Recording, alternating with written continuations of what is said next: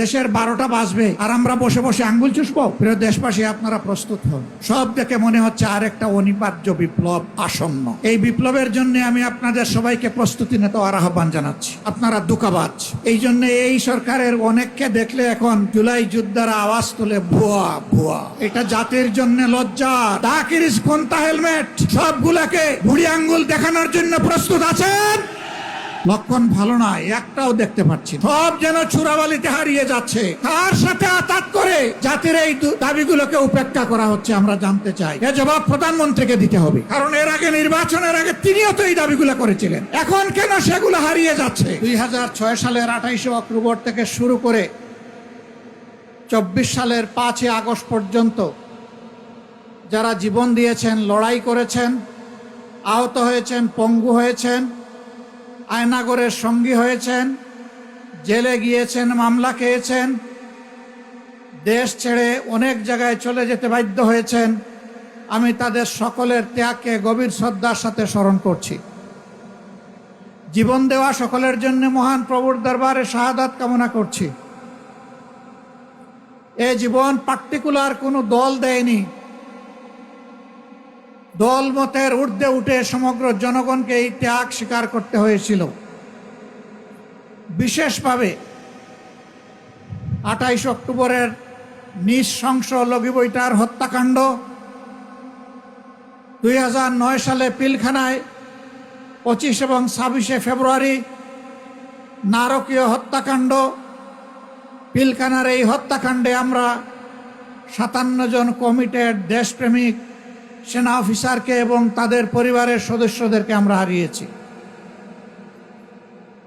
এরপরেই বাংলাদেশ জামাতে ইসলামীর উপর ক্র্যাকডাউন করা হয়েছিল। মিথ্যা মামলায় ফাঁসিয়ে আমাদের এক এক করে 11 জন শীর্ষ নেতাকে হত্যা করা হয়েছে। এই বিচারিক হত্যাকাণ্ডে দুনিয়া থেকে যারা বিদায় নিয়েছে তাদের সকলের জন্য এই পিলখানা 28 অক্টোবর এবং পুরা 15.5 বছর জুড়ে যাদেরকে খুন করেছে ফ্যাসিবাদী সরকার, মহান আল্লাহর দরবারে তাদের জন্য, এই সমস্ত নিহত মানুষগুলোর জন্য আমি শাহাদত কামনা করছি। সম্মানিত ভাইয়েরা, বিশেষ করে জুলাইয়ের 1 তারিখ থেকে 24 সালে যেই আন্দোলন দানা বেঁধে উঠেছিল, অকুণ্ঠ চিত্তে আমিও স্বীকার করতে চাই এই আন্দোলন প্রথাগত কোনো রাজনৈতিক দলের নেতৃত্বে গড়ে উঠে নাই। এই আন্দোলন গড়ে উঠেছিল ছাত্র তরুণ সমাজের নেতৃত্বে। তাদেরকে স্যালিউট জানাই। 15.5 বছরে দফায় দফায় আন্দোলন করেছি, জীবন দিয়েছি, জেলে গিয়েছি, ফাঁসির কাস্টে দাঁড়িয়েছি, কিন্তু ফ্যাসিবাদকে আমরা তাড়াতে পারি নাই। জুলাইয়ের আন্দোলনের মধ্য দিয়ে যখন সারা দেশবাসী একাকার হয়ে গেল, তখনই ফ্যাসিবাদ দুপুরের খাবার ফেলে দিয়ে পালিয়ে যেতে বাধ্য হলো। এর আগে তো আর পালিয়ে যায়নি। সুতরাং এই ক্রেডিট জনগণের, নেতৃত্বের ক্রেডিট আমাদের তরুণ সমাজের। এইটা নিয়ে কেউ টানাটানি করুক, তা আমরা পছন্দ করি না। এই আন্দোলনের কোনো মাস্টার মাইন্ড, একক মাস্টার মাইন্ড কাউকে স্বীকার করি না। এই আন্দোলনের মাস্টার মাইন্ড 18 কোটি নির্যাতিত মানুষ। সংগ্রামী বন্ধুগণ, অনেকেই ক্রেডিট দাবি করছেন, কখনো মাস্টার মাইন্ড, কখনো আবার জুলাই শহীদদেরকে ভাগ বাটোয়ারা করছেন। আমি এগুলা নিন্দা জানাই। শহীদদেরকে নিয়ে রাজনৈতিক রং দেওয়ার চেষ্টা করবেন না। যদি রাজনৈতিক দলের ডাকে সাড়া দেওয়ার হতো তারা আগেই দিত। তারা আগে সাড়া দেয় নাই। জীবন দেওয়ার জন্য রাস্তায় নেমেছিল তরুণদের ডাকে। তারা জাতির সম্পদ, তারা কোনো দলের সম্পদ হতে পারে না। তাদের নিয়ে কোনো রাজনীতি হোক, এটা আমরা পছন্দ করি না। আহত পঙ্গু হয়ে যারা এখনো কাতরাচ্ছে, শরীরে অসংখ্য বুলেট পিলেট নিয়ে রাতে একটুখানি ঘুমাতে পারে না, স্বাভাবিক জীবনযাপন করতে পারে না, চলাফেরা করতে পারে না, এখনো এলিজাবেথের সেই মেটালিক কেস নিয়ে তাদেরকে হাঁটতে হয়, এখনো ব্যাংককের হাসপাতালে বিছানায় পড়ে আছে। এখনো ঘরে ঘরে সেই পঙ্গু যোদ্ধারা কাতরাচ্ছে। তাদের দিকে নজর দেওয়ার ফুসরত এই সরকারের হচ্ছে না। আমরা স্পষ্টভাবে বলতে চাই, যাদের কারণে জাতি নাজাত পেয়েছে তাদেরকে অবশ্যই সম্মান দিতে হবে। যারা জীবন দিয়েছে তাদেরকে রাষ্ট্রীয় খেতাবে ভূষিত করতে হবে। শহীদ পরিবারগুলোকে সম্মানের সাথে পুনর্বাসন করতে হবে। যারা আহত পঙ্গু হয়েছে তাদের সুচিকিৎসা নিশ্চিত করতে হবে, সেটা দেশে হোক কিংবা বিদেশে হোক। এটা হবে সর্বোচ্চ অগ্রাধিকার, এবং তাদেরকেও সম্মানজনক পুনর্বাসনের ব্যবস্থা করে দিতে হবে। খুনিদেরকে, ফ্যাসিস্টদেরকে বিচারের আওতায় এনে তাদের শাস্তি নিশ্চিত করতে হবে। লক্ষণ ভালো না, একটাও দেখতে পাচ্ছি না। সব যেন চূড়াবালিতে হারিয়ে যাচ্ছে। কার সাথে আতাত করে জাতির এই দাবিগুলোকে উপেক্ষা করা হচ্ছে আমরা জানতে চাই। এ জবাব প্রধানমন্ত্রীকে দিতে হবে, কারণ এর আগে, নির্বাচনের আগে তিনিও তো এই দাবিগুলো করেছিলেন। এখন কেন সেগুলো হারিয়ে যাচ্ছে? প্রিয় দেশবাসী, এইখানে মুজিবুর রহমান ভূঁইয়া মঞ্জু বলে গেছেন যে যমজ মায়ের দুই সন্তানের মতো একদিনে দুটি বুট হয়েছে। একই চেহারার, 2 মিনিট আগে আর পরে সিল পড়েছে। এখন এক সন্তানকে মা তার সন্তান হিসাবে ধারণ করে আরেকজনকে অগ্রাহ্য করে, এমন কোনো মাকে দুনিয়া খুঁজে পাওয়া যাবে? তাহলে এখন যারা ক্ষমতায় আছেন তারা এই আচরণ করছেন কেন? এটা জাতির সাথে সুস্পষ্টভাবে প্রতারণা, এবং তারা সংসদে দাঁড়িয়ে এটা স্বীকার করে নিয়েছেন। স্বীকার করে নেওয়ার জন্য ধন্যবাদ। মনে রাখবেন, এই স্বীকারোক্তির মাধ্যমে আপনারা প্রতারক হিসাবে জাতির সামনে নিজেদের নাম রেজিস্ট্রেশন করে নিয়েছেন। আপনারা ধোঁকাবাজ। এই জন্য এই সরকারের অনেককে দেখলে এখন জুলাই যোদ্ধারা আওয়াজ তোলে, ভুয়া ভুয়া।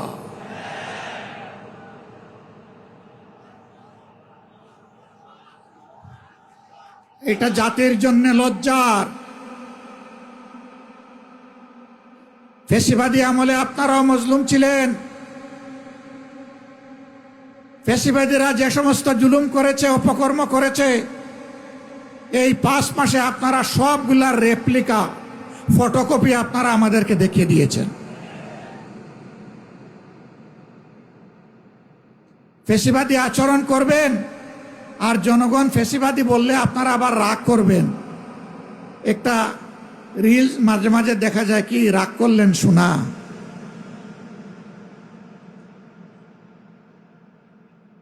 ফ্যাসিবাদী আচরণ ছেড়ে দেন, জনগণ ফুলের মালা দিয়ে আপনাদেরকে বরণ করবে, দেশ গড়ার কাজে সাহায্য করবে। এ দেশ আমাদের সকলের, দেশকে আমরা ভালোবাসি, কিন্তু আল্লাহর কসম খেয়ে বলছি, বাংলার জমিনে কোনো ফ্যাসিবাদকে আমরা সহ্য করব না।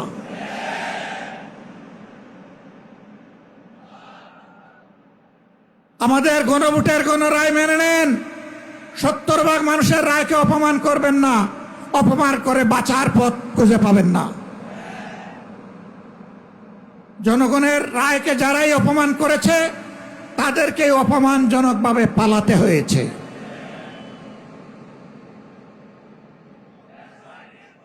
প্রিয় দেশবাসী, এই ব্যাপারে আপোষ করার জন্য প্রতিনিয়ত আমাদেরকে চাপ দেওয়া হচ্ছে, আমাদেরকে লোভ দেখানো হচ্ছে।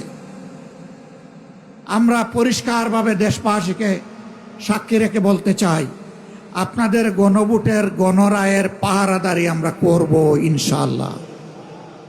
এবং এই দাবি মহান আল্লাহর সাহায্য নিয়ে বিইজনিল্লাহ আমরা আদায় করে ছাড়বো ইনশাআল্লাহ। এই দাবি আমরা পরিত্যক্ত ঘোষণা করব না, কোনো কিছুর বিনিময়ে না। জীবনের বিনিময়ে হলেও এই দাবি আদায় হবে ইনশাআল্লাহ। আপনারা ঐক্যবদ্ধ আছেন? থাকবেন? লড়তে রাজি আছেন? দাকিরিস কোনটা হেলমেট সবগুলাকে বুড়ি আঙ্গুল দেখানোর জন্য প্রস্তুত আছেন?